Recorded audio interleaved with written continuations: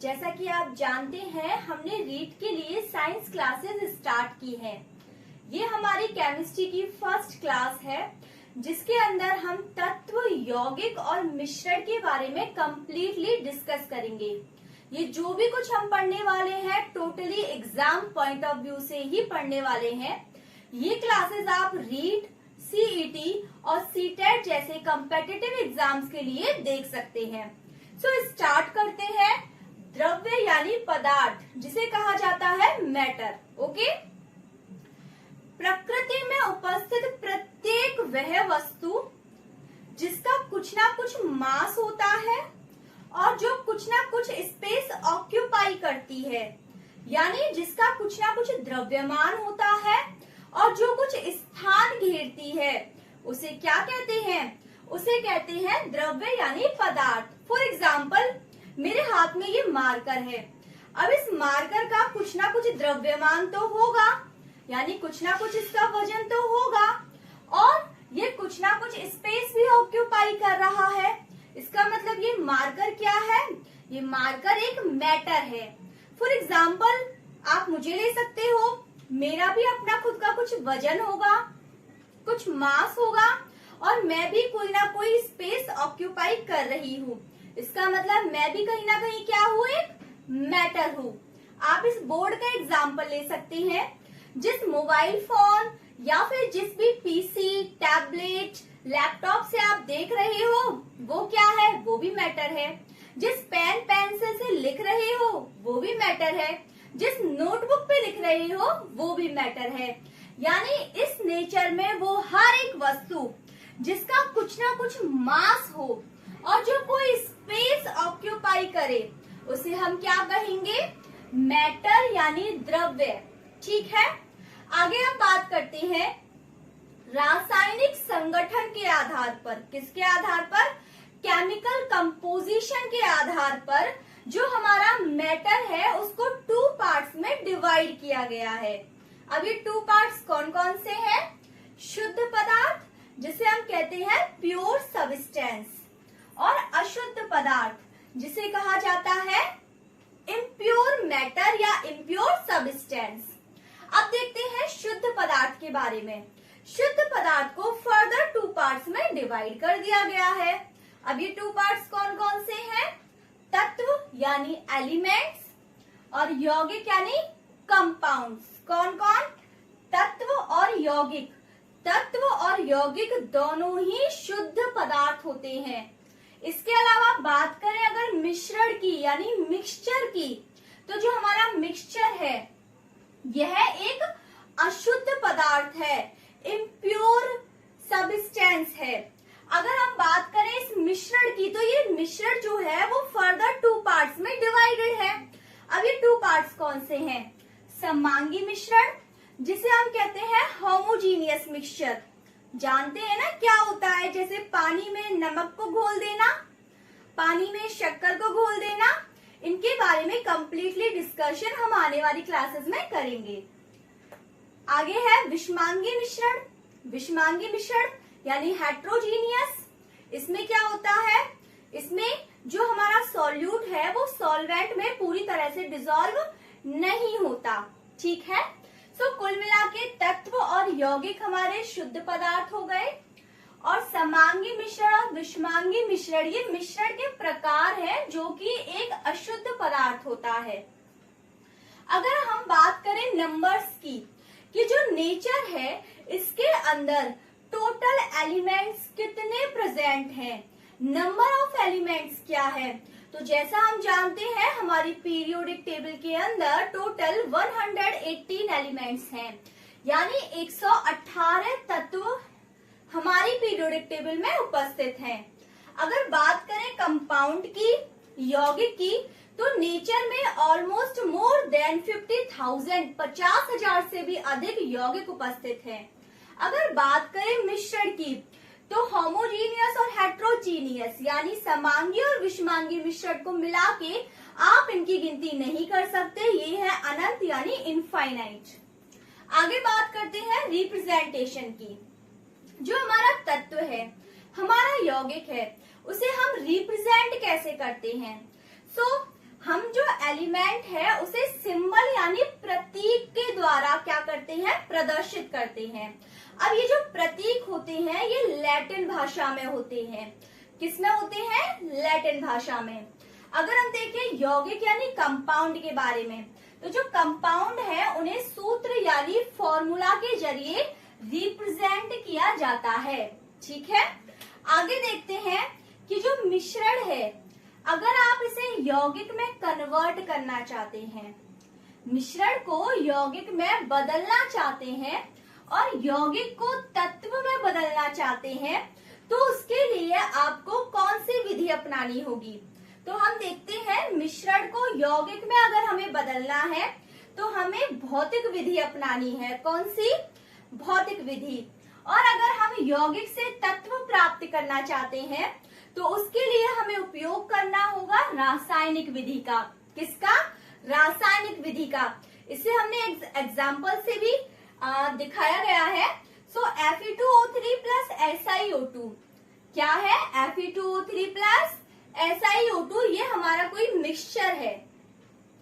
अब हम भौतिक विधि से, फिजिकल मेथड से इस मिश्रण से क्या प्राप्त करेंगे, यौगिक यानी कंपाउंड प्राप्त करेंगे।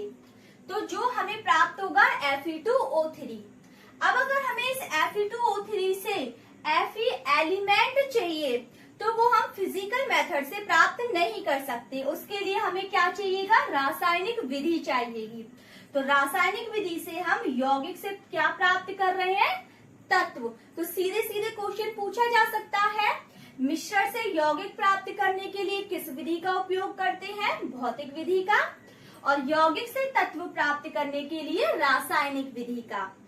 आगे हम बात करेंगे तत्व के बारे में। सो तत्व का कंप्लीट डिस्कशन हम देखेंगे नेक्स्ट स्लाइड में। तो आइए स्टडी करते हैं अबाउट एलिमेंट्स यानी तत्व क्या है। तो देख लेते हैं, वे पदार्थ जिनमें एक ही प्रकार के परमाणु पाए जाते हैं, यानी same type of element present होते हैं, single type of atom found होते हैं, उन्हें हम कहते हैं तत्व, यानी एक ही प्रकार के परमाणु जिनमें पाए जाते हैं। अब एक ही प्रकार के परमाणु का क्या मतलब है, फॉर एग्जाम्पल हाइड्रोजन H2। अब H2 के अंदर दो हाइड्रोजन है और दोनों सेम टाइप ऑफ एटम है। O2 के अंदर भी same type of oxygen atom है। O3, N2, हीरा, ग्रेफाइट एटसेट्रा। इस तरह से हमारी पीरियोडिक टेबल में टोटल 118 एलिमेंट्स हैं। सो हम देख सकते हैं वे पदार्थ जिनमें एक ही प्रकार के परमाणु यानी same type of atom present होते हैं, उनको हम कहते हैं एलिमेंट यानी कि तत्व। अब आगे हम देखते हैं जो तत्व शब्द है इसका प्रयोग किसने किया। तो हम देखते हैं रॉबर्ट बॉयल। कौन, रॉबर्ट बॉयल है जिन्होंने इस शब्द का प्रयोग किया। परंतु अगर हम बात करें तत्व की परिभाषा किसने दी प्रयोग के द्वारा, तो इसका आंसर है लैवोशिए। कौन है, लैवोशिए। आगे हम देखते हैं कि जो हमारे लैवोशिए हैं ये तत्व की परिभाषा किस प्रकार देते हैं। ये कहते हैं कि तत्व पदार्थ का सबसे शुद्धतम रूप है जिसे आगे अन्य सरल घटकों में नहीं विभाजित किया जा सकता, यानी सबसे शुद्ध रूप तत्व है जिसे हम आगे और डिवाइड नहीं कर सकते। आगे हम देखते हैं कि प्रयोगशाला में ऐसा कौन सा प्रथम तत्व है जिसका निर्माण किया गया। तो हम देखेंगे टेक्नीशियम। कौन सा, टेक्नीशियम। इसलिए प्रथम संश्लेषित तत्व कहा जाता है टेक्नीशियम को। आगे हम देखते हैं नंबर ऑफ टोटल एलिमेंट। हमारी पीरियोडिक टेबल में टोटल 118 एलिमेंट्स प्रेजेंट हैं, जिनमें से 92 नेचुरल है और बाकी के बचे हुए 26 सिंथेसिस एलिमेंट हैं, यानी 92 प्राकृतिक तत्व हैं, बचे 26 हमारे संश्लेषित तत्व हैं। आगे बात करते हैं टाइप ऑफ एलिमेंट्स की, यानी तत्व के प्रकार। देखिए बेसिकली 3 प्रकार के तत्व उपस्थित होते हैं हमारी पीरियोडिक टेबल के अंदर। कौन कौन से? धातु, अधातु, उपधातु। धातु जिसे हम मेटल कहते हैं, अधातु जिसे हम नॉन मेटल कहते हैं, और उपधातु जिसे हम मेटेलॉइड्स कहते हैं। अब हम देखते हैं इनकी प्रकृति यानी इनका नेचर। हम जानते हैं जो धातु है, मेटल है, उसकी प्रकृति सुचालक होती है, कंडक्टर होती है। जो हमारा अधातु है उसकी प्रकृति कुचालक यानी इंसुलेटर होती है, और जो उपधातु है उसकी प्रकृति अर्धचालक यानी सेमीकंडक्टर होती है। क्या क्या? धातु की सुचालक, अधातु की कुचालक और उपधातु की अर्धचालक। अगर बात करें हम इनके एग्जाम्पल की, तो आप देखेंगे कि जो धातु है, धातु जैसे कि Au औरम जिसे हम सोना कहते हैं, गोल्ड कहते हैं, Ag, Hg मतलब पारा, Fe आयरन। बात करें अधातु की, तो अधातु के अंदर कार्बन, हाइड्रोजन, ऑक्सीजन, नाइट्रोजन इस तरह के एलिमेंट उपस्थित होते हैं। अगर हम बात करें उपधातु की, तो बेसिकली जो उपधातु होते हैं हमारी पीरियोडिक टेबल के अंदर वो फिक्स होते हैं। इनका नंबर होता है 7। कितने होते हैं? 7। बट अब ये 7 उपधातु कौन कौन से हैं आइए देख लेते हैं। Boron, silicon, germanium, arsenic, antimony, tellurium और पोलोनियम। ओके, तो ये 7 ऐसी उपधातु हैं जो आवर्त सारणी में उपस्थित होती हैं। आगे कुछ पॉइंट्स डिस्कस कर लेते हैं। 11 तत्व हैं जो रूम टेम्परेचर पर गैस हैं। जी हाँ, पीरियोडिक टेबल में 11 ऐसे तत्व हैं जो पीरियोडिक टेबल में रूम टेम्परेचर पर गैस हैं। अब पूछा ये नहीं जाएगा कि कितने तत्व हैं जो रूम टेम्परेचर पर गैस हैं, पूछा जाएगा कि कौन कौन से तत्व हैं जो रूम टेम्परेचर पर गैस हैं। तो हम देख लेते हैं helium, neon, argon, krypton, xenon और रेडॉन। ये सभी हमारी नोबल गैसेस हैं। कौन सी गैसेस हैं ये सभी हमारी? ये सभी हमारी नोबल गैसेस हैं। ओके, तो जितनी भी नोबल गैसेस होती हैं वो सभी रूम टेम्परेचर पर कैसी होती हैं? गैसियस स्टेट में होती हैं। आगे अगर इनके अलावा बात की जाए तो H2, N2, O2, F2, Cl2 यानी हाइड्रोजन, नाइट्रोजन, ऑक्सीजन, फ्लोरीन और क्लोरीन भी गैस की स्टेट में प्रेजेंट होती हैं। ओके, आगे हम देखें जो हमारा Hg है, पारा है, जो कि एक धातु है। क्या है? पारा एक धातु है। और जो ब्रोमीन है, ब्रोमीन क्या है? एक अधातु है। ब्रोमीन क्या है? अधातु है। अगर बात करें हम Hg यानी पारा जो एक धातु है और ब्रोमीन यानी कि अधातु है, ये जो 2 तत्व हैं ये कमरे के ताप पर द्रव अवस्था में होते हैं।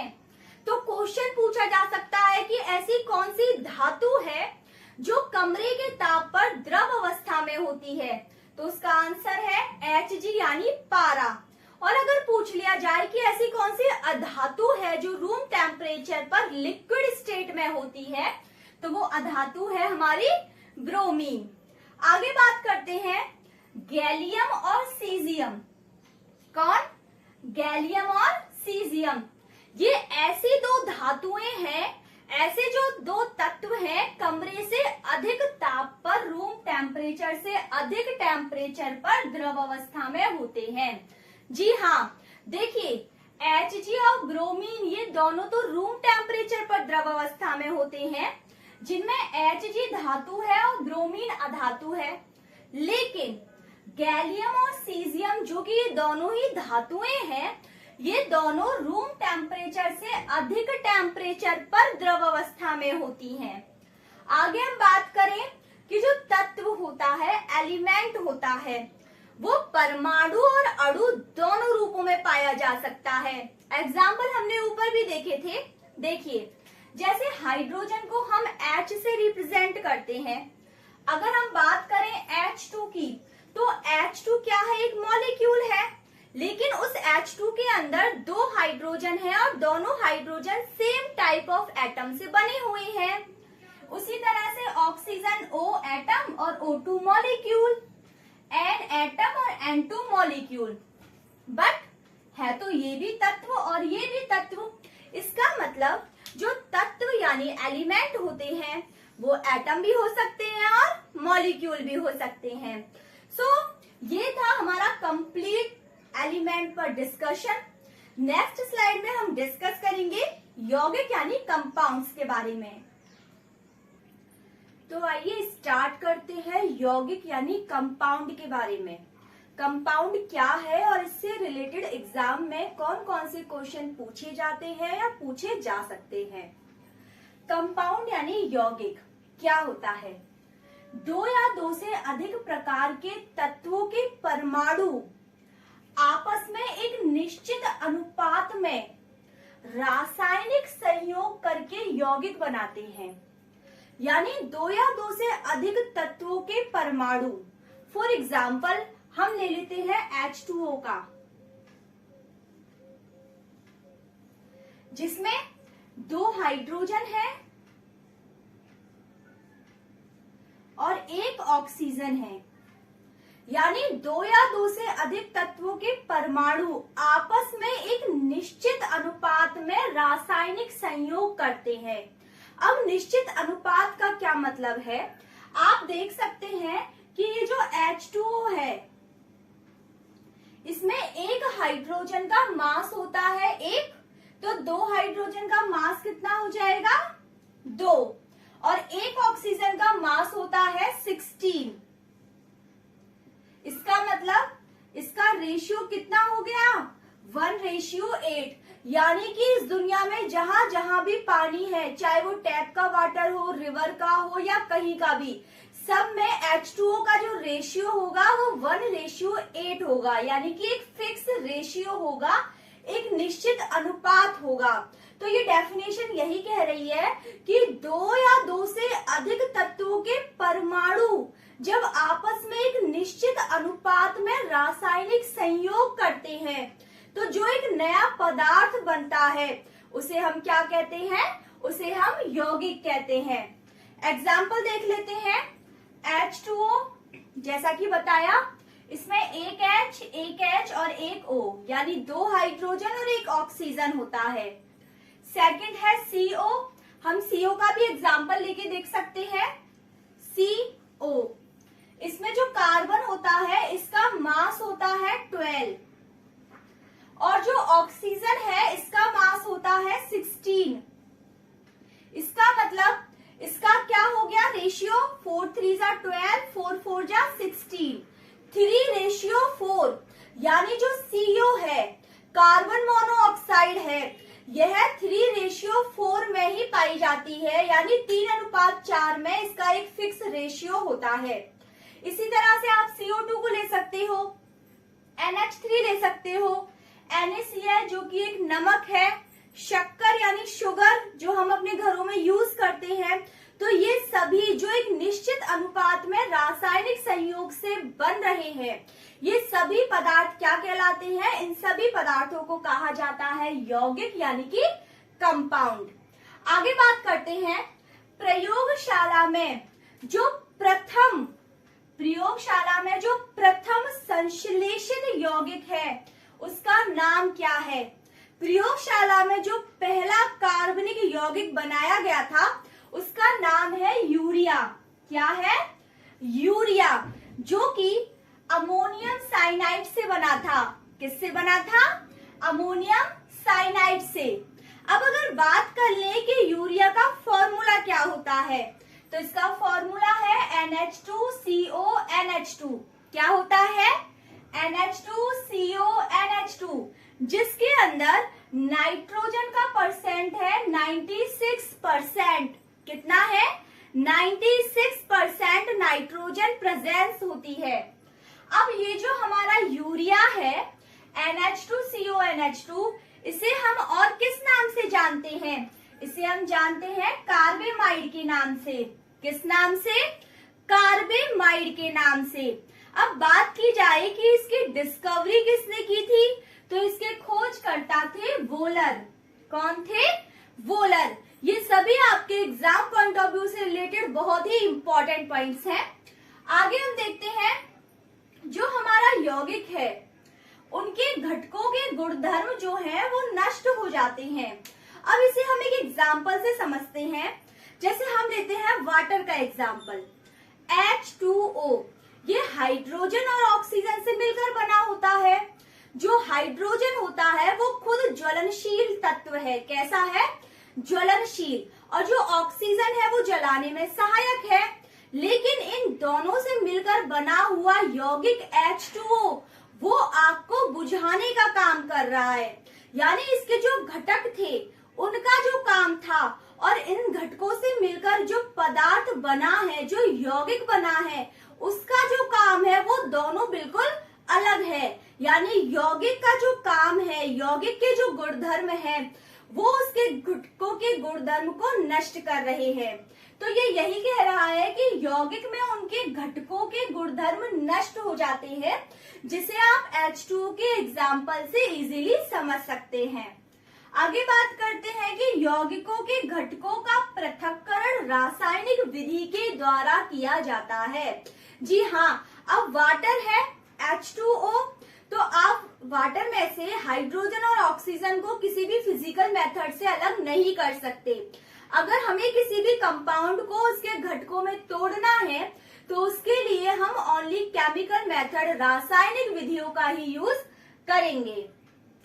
अब कुछ बहुत मोस्ट इम्पोर्टेंट एग्जाम्पल कंपाउंड्स के जो डायरेक्ट एग्जाम में पूछे जाते हैं, जिनके फॉर्मूले पूछे जा सकते हैं। सो फर्स्ट है प्लास्टर ऑफ पेरिस, जिसे हम कहते हैं POP। क्या कहते हैं? POP, यानी प्लास्टर ऑफ पेरिस। इसका फॉर्मूला क्या है? CaSO4 डॉट हाफ H2O, यानी यह कैल्शियम सल्फेट का अर्ध हाइड्रेट होता है, जिसमें जो H2O अणु है वो कितना होता है? आधा होता है। कैल्शियम सल्फेट का अर्ध hydrate CaSO4 dot half H2O, ये किसका फॉर्मूला है? प्लास्टर ऑफ पेरिस POP का। और इसी को हम क्या कहते हैं? सफेद सीमेंट कहते हैं। क्या कहते हैं? सफेद सीमेंट कहते हैं। अब अगर बात की जाए जिप्सम की, ये भी एग्जाम में पूछने जाने वाला बहुत इंपॉर्टेंट क्वेश्चन है। जिप्सम के अगर फॉर्मूले की बात की जाए तो calcium sulphate CaSO4 dot twice H2O। कितने H2O? 2 H2O। सो इन दोनों में डिफरेंस ये है कि जो प्लास्टर ऑफ पेरिस है उसमें H2O का आधा अणु आता है, जबकि जिप्सम के अंदर H2O के कितने मॉलिक्यूल प्रेजेंट हैं? 2 मॉलिक्यूल। अब अगर हम बात करें कि जो जिप्सम है उससे अगर हमें POP यानी प्लास्टर ऑफ पेरिस बनाना है तो हम क्या करें? ये भी एग्जाम में पूछा जाता है क्वेश्चन कि अगर आप जिप्सम को POP में चेंज करना चाहते हो तो क्या करें? तो इसके लिए आपको इसे गर्म करना होगा 120 डिग्री सेल्सियस टेम्परेचर पर। कितना? 120 डिग्री सेल्सियस टेम्परेचर पर, या फिर आप अगर केल्विन में बात करें तो 373 केल्विन। कितना टेम्परेचर? 120 डिग्री सेल्सियस या 373 केल्विन। अगर आप जिप्सम को 120 डिग्री सेल्सियस यानी 373 केल्विन टेम्परेचर पर गर्म करते हैं तो हमें क्या प्राप्त होता है? हमें प्राप्त होता है POP। क्या होता है? POP। आगे बात करें हम बेकिंग सोडा, जो हमारे घरों की रसोइयों में इजीली अवेलेबल होता है। बेकिंग सोडा, जिसे हम खाने का सोडा कहते हैं, इसका फॉर्मूला है NaHCO3, जिसे हम कहते हैं सोडियम बाइकार्बोनेट। क्या कहते हैं? Sodium bicarbonate NaHCO3। अब ये जो सोडियम बाइकार्बोनेट है ये बेकिंग सोडा है, इसे बनाने की एक विधि है। इस विधि को, इस अभिक्रिया को कहा जाता है सोलवे अभिक्रिया। ये डायरेक्ट एग्जाम में रिएक्शन पूछी जाती है सोलवे अभिक्रिया के नाम से। तो जो हमारा बेकिंग सोडा है, इसे बनाने के लिए हम जिस अभिक्रिया का यूज करते हैं, उस अभिक्रिया का नाम है सोलवे अभिक्रिया। होता क्या है इसमें? NaCl plus H2O plus NH3 किस में से गुजारी जाती है? ये CO2 गैस में से। उसके बाद जो हमारे पास प्रोडक्ट बन के आता है वो है हमारा NaHCO3 यानी कि बेकिंग सोडा। उसके बाद जो हमारा अदर प्रोडक्ट बनता है वो है हमारा NH4Cl अमोनियम क्लोराइड। तो इस रिएक्शन को याद कर लेना, ये बेकिंग सोडा बनाने की सोलवे अभिक्रिया है। ठीक है, आगे हम देखते हैं, अगर हमें बेकिंग पाउडर बनाना है, क्या बनाना है?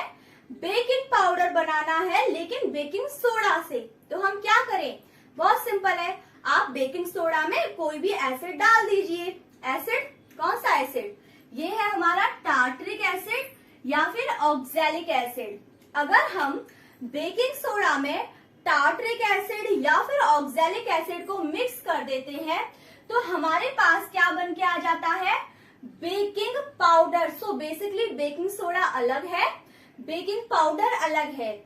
बेकिंग सोडा है हमारा सोडियम बाइकार्बोनेट, ठीक है, जिसे कैसे प्राप्त किया जाता है? सोलवे अभिक्रिया से। अगर हम उस सोडियम बाइकार्बोनेट में कोई भी एसिड डाल दें, एसिड कौन कौन सा? या तो हम टार्टरिक एसिड यूज कर सकते हैं या फिर हम ऑक्सैलिक एसिड यूज कर सकते हैं, तो हमारे पास क्या प्रोडक्ट बन के आता है? Baking powder.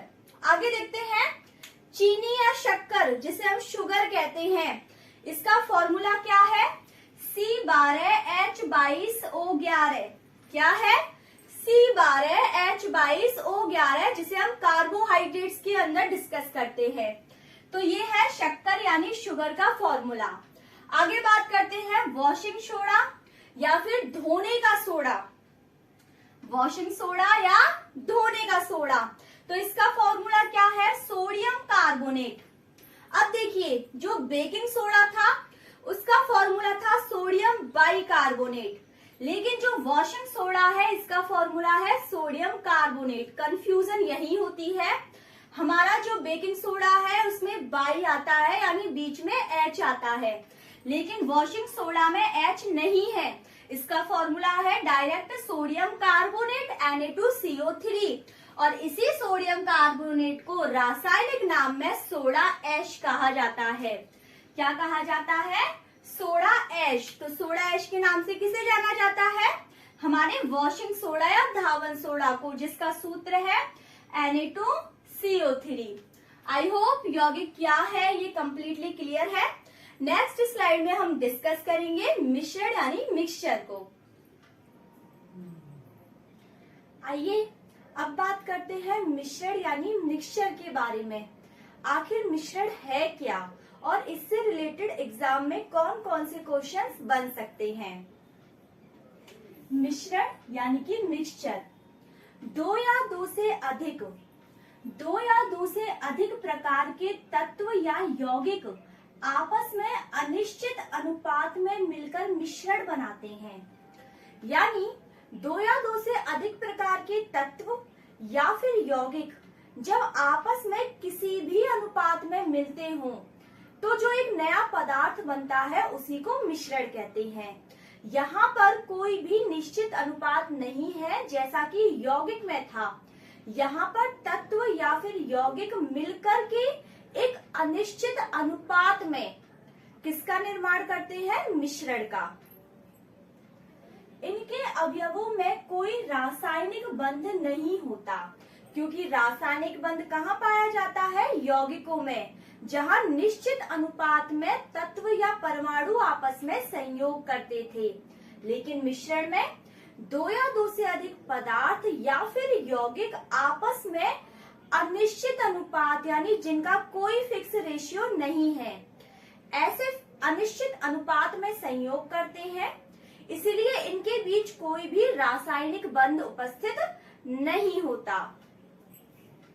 मिश्रण के घटकों का पृथक्करण भौतिक विधि द्वारा किया जाता है।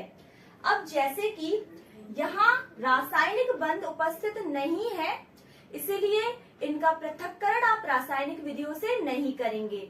इनका पृथक्करण हम करेंगे भौतिक विधियों यानी फिजिकल मेथड से। फॉर एग्जाम्पल हम बात कर लेते हैं चाय की। जब हम चाय बनाते हैं तो जो हमारी चाय बन जाती है, उसके बाद हम चाय की पत्ती को और लिक्विड को फिल्टर पेपर या फिर जो चन्नी होती है उसकी सहायता से अलग कर लेते हैं, छान लेते हैं। यानी हम चाय की पत्ती और लिक्विड को पृथक कर रहे हैं, अलग कर रहे हैं चाय की चन्नी द्वारा, फिल्ट्रेशन द्वारा। यानी कि वहां हम प्रयोग कर रहे हैं फिजिकल मेथड यानी कि भौतिक विधि का। इसलिए कहते हैं कि मिश्रण का जो पृथक्करण होता है उसमें यूज किया जाता है फिजिकल मेथड यानी भौतिक विधियों का। मिश्रण में उसके घटकों के गुणधर्म मौजूद रहते हैं। अब इस लाइन का क्या मतलब है, देखिए। फॉर एग्जाम्पल हमने पानी में चीनी मिलाई यानी शक्कर ऐड की, क्योंकि शक्कर का जो स्वाद होता है वो मीठा होता है। यानी जो सॉल्यूट हमने ऐड किया, जो हमने घटक उसमें मिलाया, उस घटक को मिलाने के बाद जो हमारे पास विलयन प्राप्त हुआ, जब हमने उस विलयन को टेस्ट करके देखा तो उसका स्वाद भी मीठा था। यानी जो घटक हमने उस पानी में ऐड किया था उसका गुण और घटक ऐड होने के बाद जो विलयन, जो नया पदार्थ हमें प्राप्त हुआ, उसका गुण दोनों कैसे थे, सिमिलर थे। इसलिए मिश्रण में जो उनके घटकों के गुणधर्म है वो कैसे रहते हैं, अनचेंज रहते हैं, उनमें कोई परिवर्तन नहीं आता। अब हम देख लेते हैं उदाहरण। उदाहरण किसके, मिश्रण के। वायु, जो हमारी वायु है वो क्या है, वो एक मिश्रण है। ये क्वेश्चन भी एग्जाम में पूछा जाता है कि वायु यौगिक है या मिश्रण है। तो वायु क्या है, वायु एक मिश्रण है। कांच, बारूद, रक्त, रक्त यानी ब्लड, ये भी इंपॉर्टेंट क्वेश्चन है। ब्लड भी क्या है, एक मिश्रण है। सीमेंट, मूत्र यानी कि यूरिन, गोबर, पेट्रोल, डीजल, केरोसिन और हमारा दूध। दूध क्या है, दूध भी एक मिश्रण है, बट समांगी मिश्रण है या विषमांगी वो हम जानेंगे अभी आगे। अब बात कर लेते हैं मिश्र धातु। जो मिश्र धातुएं होती हैं, जितनी भी मिश्र धातुएं होती हैं वो सभी की सभी क्या होती हैं, वो सभी होती है हमारी मिश्रण। क्या होती है, मिश्रण। तो कौन कौन सी मिश्र धातुएं हैं, कुछ एक एग्जाम्पल देख लेते हैं मिश्र धातु यानी अलॉयज के। पीतल, अब आप पीतल को एक ट्रिक से याद कर सकते हो। ट्रिक है हमारी पिताजी। क्या है बच्चों, पिताजी। पिताजी में जो ता है उससे आप लगा सकते हो तांबा और जी से लगा सकते हो आप जिंक। यानी तांबे और जिंक से मिलकर किसका निर्माण होता है, पी यानी पीतल का। किसका निर्माण होता है, पीतल का। तो पीतल का निर्माण होता है तांबे और जिंक से, यानी कॉपर और जिंक से। और पीतल को ही हम इंग्लिश में बोल देते हैं ब्रास। क्या कहते हैं, ब्रास। आगे देख लेते हैं इस्पात। इस्पात बोले तो जो हमारी स्टील होती है ये बनी होती है आयरन और कॉपर से। किससे, आयरन और कॉपर से। इसके अलावा अगर हम बात करें कांसा, कांसा बोले तो ब्रॉन्ज। कांसा मतलब ब्रॉन्ज। ये बना होता है कॉपर प्लस टिन। यहाँ Sn का मतलब है टिन। क्या है Sn का मतलब, टिन। Copper plus tin. अगर पूछ लिया जाए सोल्डर यानी कांसे के अलावा क्या होता है, टांका। क्या होता है, टांका, या फिर कह सकते हैं सोल्डर। इसमें यूज होता है Pb यानी लेड प्लस Sn यानी टिन। लेड और टिन। अगर बात कर ले गन मेटल की तो देखिए होते तो काफी सारे हैं, लेकिन जो मुख्य है हम उनकी बात कर रहे हैं। तो गन मेटल में क्या है, कॉपर, टिन और जिंक। क्या क्या है, Cu कॉपर, Sn टिन और Zn जिंक। सो कुल मिला के आपको पहले तो ये पता होना चाहिए प्रतीक Cu कहते हैं कॉपर को, Zn कहते हैं जिंक को, Fe का मतलब है आयरन, C का मतलब है कार्बन, Sn का मतलब होता है टिन, Pb का मतलब होता है लेड। ठीक है, तो रिपीट कर लेते हैं। पीतल बना होता है कॉपर प्लस जिंक से, पीतल को ही इंग्लिश में कहा जाता है ब्रास। इस्पात बना होता है आयरन प्लस कार्बन से, इसी को इंग्लिश में कहा जाता है स्टील। कांसा बना होता है कॉपर प्लस टिन से, इसी को इंग्लिश में कहा जाता है ब्रॉन्ज। सोल्डर बना होता है लेड प्लस टिन से, इसी को इंग्लिश में कहा जाता है या हिंदी में कहा जाता है टांका। गन मेटल बनी होती है copper plus tin plus zinc. इस तरह के एग्जाम्पल एग्जाम में पूछे जाते हैं। जैसे कि आपसे पूछ लिया जाएगा पीतल जो मिश्र धातु है वो किन किन तत्वों से मिलकर बनी होती है, तो आप बता दोगे कॉपर और जिंक से। तो इनको याद कर लेना। आगे देखते हैं मिश्रण के प्रकार। मिश्रण बेसिकली जो होता है वो दो प्रकार का होता है। इसे टू पार्ट्स में डिवाइड किया है। एक है समांगी मिश्रण, दूसरा है विषमांगी मिश्रण, होमोजीनियस एंड हेट्रोजीनियस। तो समांगी मिश्रण और विषमांगी मिश्रण। समांगी मिश्रण क्या होता है? जैसे कि हमने पानी लिया, पानी में शक्कर ऐड की तो शक्कर पूरी तरह से उस पानी में डिसॉल्व हो गई। पानी लिया, पानी में नमक ऐड किया, वो नमक पानी में पूरी तरह से डिसॉल्व हो गया। यानी कि ऐसा मिश्रण जिसमें घटक होते हैं, अवयव होते हैं, वो पूरी तरह से घुल जाते हैं, पूरी तरह से डिसॉल्व हो जाते हैं। तो देख लेते हैं समांगी मिश्रण। अवयवी घटकों का संगठन प्रत्येक स्थान पर समान रहे।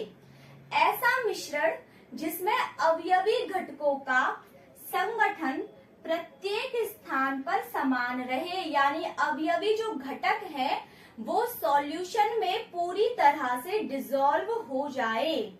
अगर बात करें इसके एग्जाम्पल की, तो ये एग्जाम्पल्स बहुत ही इंपॉर्टेंट है जो एग्जाम्स में रिपीट होते हैं। जैसे कि वायु पूछा जाए, जिसपे मैंने स्टार भी लगाया हुआ है। तो जो वायु है पूछा जाता है कि यह किस प्रकार का मिश्रण है, समांगी मिश्रण है या विषमांगी मिश्रण है। तो जो हमारा वायु है वो समांगी मिश्रण है। बात की जाए जल प्लस एथेनॉल, यानी जल में एथेनॉल को मिक्स कर दोगे तो किस प्रकार का मिश्रण बनेगा, समांगी मिश्रण। बात की जाए सोडा वाटर, सोडा वाटर भी क्या है, समांगी मिश्रण। कहा जाए विनेगर, विनेगर भी समांगी मिश्रण। मिश्र धातुएं, वेरी इंपॉर्टेंट, ये जितनी भी हमने मिश्र धातुएं पढ़ी हैं, जितने भी अलॉयज होते हैं वो सभी समांगी मिश्रण में ही काउंट होती हैं। आगे बात करें कॉपर सल्फेट का सॉल्यूशन, CuSO4, कॉपर सल्फेट का सॉल्यूशन भी समांगी मिश्रण का ही उदाहरण है। और देख लेते हैं कुछ एग्जाम्पल्स। अमोनीकृत जल, इस पर भी स्टार लगाया हुआ है। अमोनीकृत जो जल होता है वो भी एक समांगी मिश्रण है। साथ में छनी हुई चाय, यानी कि जब आप चाय को छान लेते हो तो नीचे जो लिक्विड बचता है, वो जो चाय बन चुकी है, लिक्विड है, वो भी एक समांगी मिश्रण है।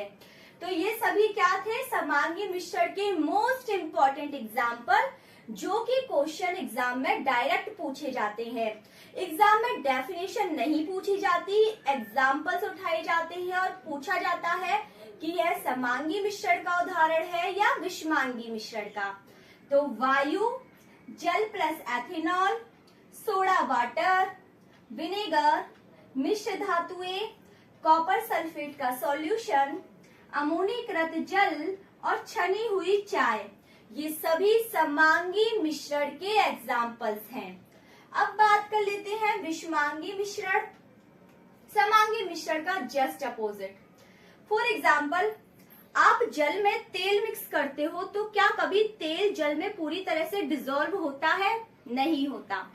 तो ऐसा मिश्रण जिसमें अवयवी घटक पूरी तरह से घुले नहीं, पूरी तरह से प्रत्येक जगह पर अपना एक स्थान ना बनाए, उसे हम कहते हैं विषमांगी मिश्रण। यानी बिल्कुल सेम यही डेफिनेशन है, बस समान की जगह आपको लगा देना है असमान। क्या है? ऐसा मिश्रण जिसमें अवयवी घटकों का संगठन प्रत्येक स्थान पर असमान रहे। असमान क्यों? क्योंकि यहाँ तेल पानी में पूरी तरह से डिसॉल्व नहीं हो रहा है, जबकि यहाँ क्या था, यहाँ पानी में शक्कर पूरी तरह से घुल रही थी। ठीक है, अब बात करते हैं विषमांगी मिश्रण के एग्जाम्पल। बहुत इंपॉर्टेंट एग्जाम्पल्स हैं। जल प्लस तेल का मिश्रण, अभी बताया था जल में आप तेल को पूरी तरह से डिसॉल्व नहीं कर सकते। जल प्लस बर्फ, यानी जल में आप बर्फ को नहीं घोल सकते जब तक कि बर्फ पानी ना बन जाए। लकड़ी, लकड़ी भी विषमांगी मिश्रण है। मिट्टी, मिट्टी भी विषमांगी मिश्रण है। दूध, वेरी इंपॉर्टेंट एग्जाम्पल, जो दूध है, मिल्क है, ये भी विषमांगी मिश्रण है। क्वेश्चन पूछा जाता है विषमांगी मिश्रण का उदाहरण है। 3 समांगी दे देंगे, 1 विषमांगी दे देंगे, तो इसमें दूध जो है वो विषमांगी मिश्रण है, ना कि समांगी। कोलाइडी एवं निलंबन विलयन, यानी जितने भी कोलॉइडियल, जितने भी सस्पेंशन कोलाइडी और निलंबन विलयन होते हैं वो सभी की सभी किस कैटेगरी में आते हैं? विषमांगी मिश्रण की कैटेगरी में आते हैं। पेट्रोल प्लस जल, पेट्रोल प्लस जल, पेट्रोल और जल का मिश्रण भी विषमांगी मिश्रण है। सोप सॉल्यूशन, यानी साबुन का जो सॉल्यूशन बनता है, विलयन बनता है, वो भी क्या है? विषमांगी मिश्रण है। चॉक प्लस वाटर, आप पानी में चॉक को घोलोगे तो वो भी क्या है? विषमांगी मिश्रण है। और रक्त, यानी कि हमारा जो ब्लड है, खून है, रक्त है, ये भी क्या है? विषमांगी मिश्रण है। तो विषमांगी मिश्रण के ये इंपॉर्टेंट एग्जाम्पल है, एक बार हम रिपीट कर लेते हैं। जल प्लस तेल, जल प्लस बर्फ, लकड़ी, मिट्टी, दूध, दूध मोस्ट इंपॉर्टेंट एग्जाम्पल है। कोलाइडी एंड निलंबन विलयन, यानी कोलाइडियल एवं जो सस्पेंशन सॉल्यूशंस होते हैं वो सभी विषमांगी सॉल्यूशन की कैटेगरी में आते हैं। पेट्रोल प्लस जल, soap solution, chalk plus water और रक्त यानी कि ब्लड, ये सभी क्या है हमारे? ये सभी हमारे हैं विषमांगी मिश्रण।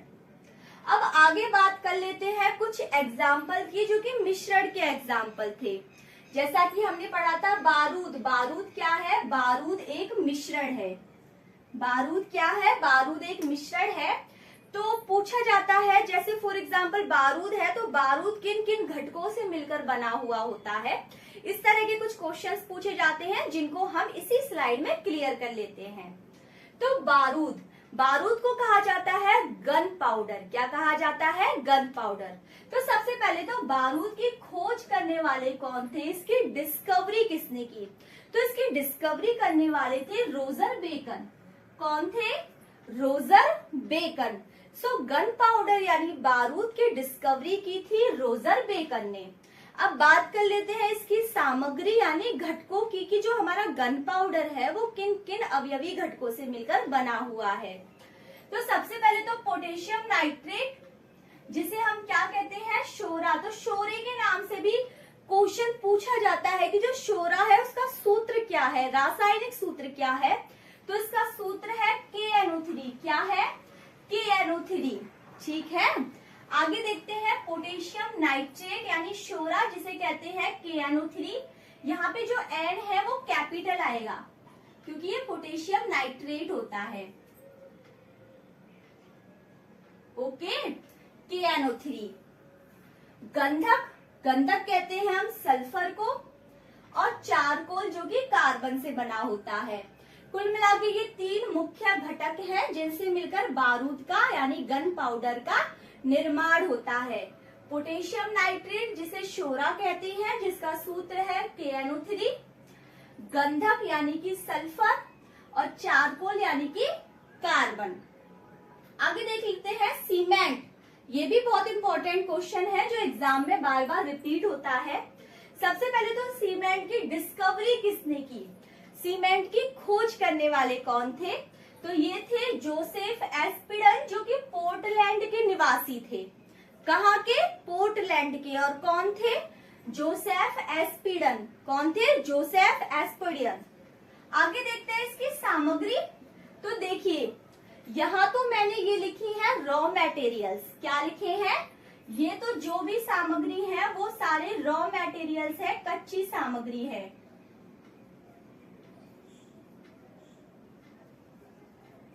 ओके। और ये जितनी भी मैंने सामग्री लिखी है ये मुख्य सामग्री है। क्या है ये सारी सामग्री? मुख्य सामग्री है।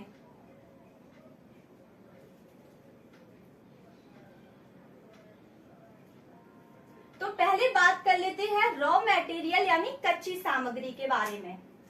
तो सीमेंट बना होता है चूने के पत्थर से। चूने का पत्थर जिसका रासायनिक सूत्र है CaCO3 कैल्शियम कार्बोनेट। ठीक है, CaCO3 calcium carbonate. Alumina, alumina का सूत्र है Al2O3 जो कि जमने की दर को बढ़ाता है। क्या कर रहा है? जमने की दर को इंक्रीज कर रहा है। आगे देखते हैं जिप्सम। जिप्सम का सूत्र calcium sulphate dot twice H2O, CaSO4 dot twice H2O। ये जमने की दर को कम करता है। क्या करता है? जमने की दर को कम करता है। कौन? जिप्सम। आगे देख लेते हैं सिलिका। सिलिका का सूत्र है SiO2। क्या है? SiO2। और मिट्टी, मिट्टी में क्या उपस्थित होता है? Fe2O3। सो कुल मिला के ये सभी हमारे रॉ मटेरियल्स हैं। चूने का पत्थर CaCO3 यानी कैल्शियम कार्बोनेट। एल्यूमिना Al2O3 जो जमने की दर को इंक्रीज करता है। Gypsum CaSO4 dot twice H2O, calcium sulphate dot twice H2O जो जमने की दर को कम करता है। सिलिका SiO2, मिट्टी Fe2O3। ये सभी क्या है? रॉ मटेरियल्स, कच्ची सामग्री हैं। तो मुख्य सामग्री क्या है? मुख्य सामग्री यहाँ लिखी हुई है CaO कैल्शियम ऑक्साइड जो कि 60% अवेलेबल होती है, 60% प्रेजेंट होती है सीमेंट के अंदर सबसे ज्यादा मात्रा में। उससे कम होती है SiO2 यानी सिलिका, उससे कम Al2O3 यानी एल्यूमिना, और उससे कम होती है Fe2O3। इनका परसेंट भी लिखा हुआ है। कैल्शियम ऑक्साइड CaO होती है 60%, SiO2 है 25%, Al2O3 एल्यूमिना है 4% और Fe2O3 है 2.5% फेरिक ऑक्साइड। ओके, तो कुल मिला के ये था हमारा सीमेंट। अब एक इम्पोर्टेंट क्वेश्चन है कि जो सीमेंट है उसका रंग का कारण क्या है? तो उसमें रंग का कारण होता है Fe2O3। क्या होता है? Fe2O3। तो सीमेंट से रिलेटेड जितने भी क्वेश्चंस हैं आई होप वो सभी क्लियर है। आगे देखते हैं कांच यानी ग्लास। हम जानते हैं कांच की जो संरचना होती है वो नॉन क्रिस्टलाइज होती है यानी अक्रिस्टलीय संरचना होती है इसकी। और अक्रिस्टलीय संरचना के कारण इसे क्या कहा जाता है? इसे कहा जाता है अतिशीतित द्रव। अतिशीतित द्रव का मतलब तो हम सभी जानते हैं, ऐसा लिक्विड जो टाइम के साथ बढ़ता है, फ्लो होता है। यानी कांच भी एक प्रकार का लिक्विड है, यानी लिक्विड की भांति व्यवहार करता है जो टाइम के साथ अपनी शेप में चेंजेस लाता है। तो कांच क्या है? एक अक्रिस्टलीय स्ट्रक्चर है, नॉन क्रिस्टलाइज स्ट्रक्चर है जिसे अतिशीतित द्रव कहा जाता है। अब कांच बनता कैसे है देख लेते हैं। सबसे पहले तो calcium carbonate CaCO3, sodium carbonate Na2CO3 और सिलिका SiO2, इन तीनों को जब हम 1700 degree Celsius 1700 degree Celsius high temperature पे क्या करते हैं? गर्म करते हैं, हीट देते हैं, तो हमें कैल्शियम या सोडियम सिलिकेट के मिश्रण बनते हैं। क्या? कैल्शियम या सोडियम सिलिकेट के मिश्रण प्राप्त होते हैं।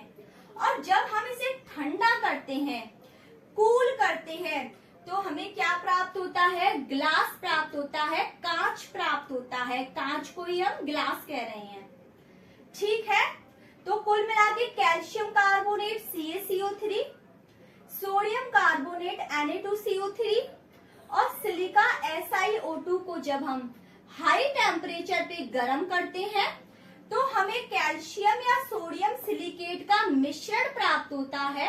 और जब उस मिश्रण को हम ठंडा करते हैं, कूल करते हैं, तो हमें प्राप्त होता है ग्लास यानी कि कांच। आगे देख लेते हैं, जो रंग होता है, अगर कांच का रंग लाल है तो वो क्यूप्रस ऑक्साइड की वजह से होता है। कांच का रंग हरा है तो उसका कारण है क्रोमियम ऑक्साइड। कांच का रंग अगर बैंगनी है तो उसका कारण है मैंगनीज ऑक्साइड। कांच का कलर अगर नीला है तो उसका कारण है कोबाल्ट ऑक्साइड। और अगर कांच का रंग भूरा है तो उसका कारण है फेरस ऑक्साइड। तो ये रंग के कारण है कि कौन सा रंग किस घटक की वजह से आता है। फिर से देख लेते हैं, लाल रंग आता है क्यूप्रस ऑक्साइड की वजह से, हरा रंग आता है क्रोमियम ऑक्साइड की वजह से, बैंगनी रंग आता है मैंगनीज ऑक्साइड की वजह से, नीला रंग हमारा आता है कोबाल्ट ऑक्साइड की वजह से, और भूरा रंग आता है फेरस ऑक्साइड की वजह से। ये सभी आपको लर्न करने हैं जो डायरेक्ट एग्जाम में पूछे जाते हैं। अब जो मिश्रण हमने टोटली पढ़ लिया है कि समांगी मिश्रण का क्या रहा, विषमांगी मिश्रण का क्या रहा, दोनों के एग्जाम्पल्स क्या रहे।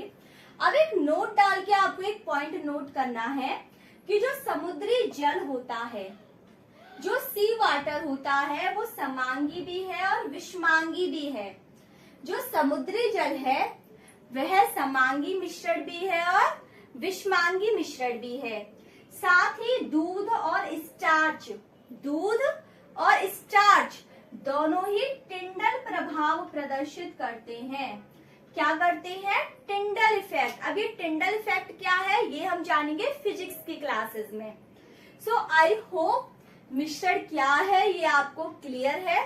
सो यहाँ हमारा तत्व, यौगिक और मिश्रण, ये तीनों ही टॉपिक्स इस चैप्टर के टोटली क्लियर हो गए हैं।